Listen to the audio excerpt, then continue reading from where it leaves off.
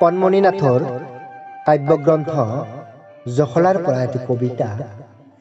মোৰ জননী হেৰো কোন ক'ত আছা, ৰণসিঙা বজাই দে, ৰণৰ ঘোঁৰা চেকুৰাই দে, শত্ৰুৱে আৱৰি ধৰিছে চৌপাশ, যুদ্ধদেহী ৰূপ ধাৰণ কৰা।